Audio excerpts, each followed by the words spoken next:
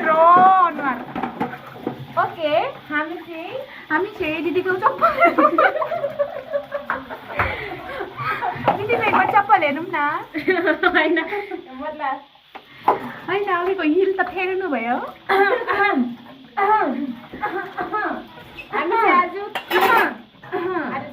खिर र आलु पराठा खान जाँदैछौँ काम छैन बुढी मान्छे नानी बाबु होइन यस्तो त भाग हुन्छ काम त भाग हुन्छ बुढी मान्छे कि सानो मान्छे यहाँ काम गर्नु आउनुहोस् हजुरआमा यहाँ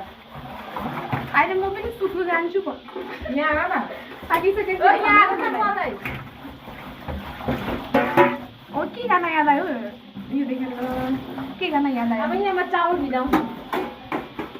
मेरो भाडा धोको पनि हेरेको त्यो उयो चाउलको राई चाउल माथि छ होला माथि छ र माथि मैले माथिको सब खाली गरेको नि अस्ति ला खाइसक्यो नि क्या न यार मैले खाली गरेको मन नमुन्दाखेरि खाइसक्यो क्या तिमीहरूले तर सन्दुरा त थाहा छ त नि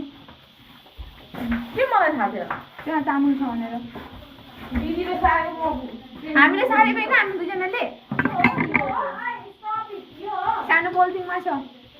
यो यसको भित्र पोलिथिन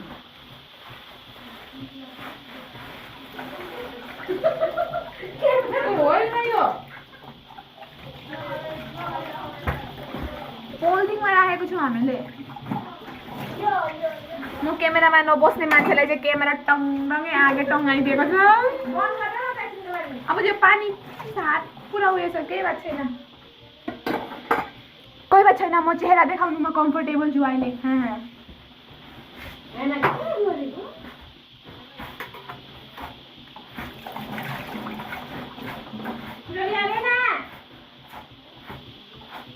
हेर्नुहोस् चाहिँ सन्जुलाई के भएको यो सन्जुलाई के भएको हेर्नुहोस्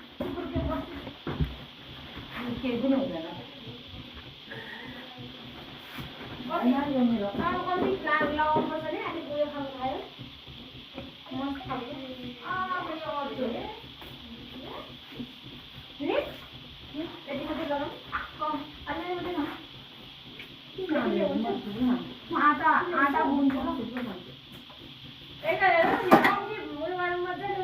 भिज्यो भने अब मतलब कम्ती गऱ्यो भने नि मजाले लतक्क हुन्छ कि तिमी बुझ्दैनौ के भन्यो तिमी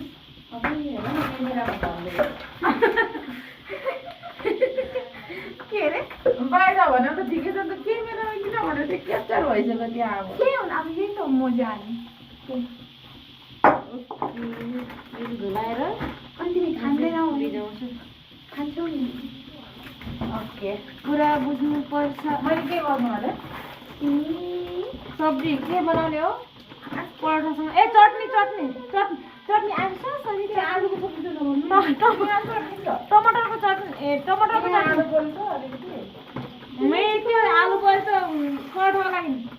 आधी हो यहाँ मैले अघि बोइल गरेको नि टमाटरको चटनी त्यो अलग्गै छ अरे त्यो पनि आलु पराठामै हाल्ने त्यो आलु टमाटरको चटनी बनाए मस्त कतिको त्यो अरे आलु पराठा ए टमाटरको फट्का आलु पराठा कति अरे दुईटा म बुझिरहेँ फट्का उयो लिनु